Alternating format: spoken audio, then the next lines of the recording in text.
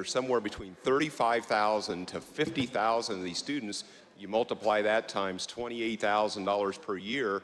This is a rather large sum of money that the taxpayers are on the hook for. Do we know the origin of where many of these students, their original origin of country where they hailed from to begin with? I think that depends. I think we're seeing a lot of students from all over the world. There's many students that come from different places. Yeah, so we heard in a prior committee a year or two ago that maybe as many as 120 countries across the world. Would you agree with that that's a fair estimate? I think that could be. Okay. Do you think, since we would be able to identify that, do you think it would be okay that we would bill those countries for the education that we're giving these students so we could reimburse the taxpayers of the state of Illinois? Would you be in favor of that?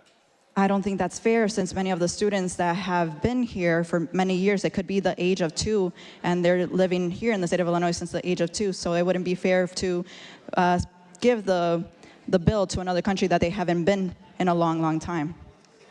Right, but if they don't have citizenship in this country, maybe it would be fair?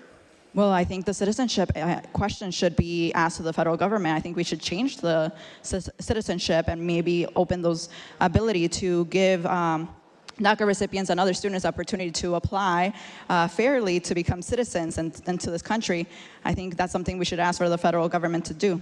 But you're asking for the federal government in the future. We have what we have today, so we have to deal with it as it is today. And so I think it would only be fair to ask these countries of origin to reimburse the taxpayers of the state of Illinois for this educational expense. Why is it fair to the taxpayers of the state of Illinois to subsidize this expense? That's the question I have. Why is that fair? I think it's fair because the parents and the students themselves will be paying taxes that we are putting into in the state of Illinois.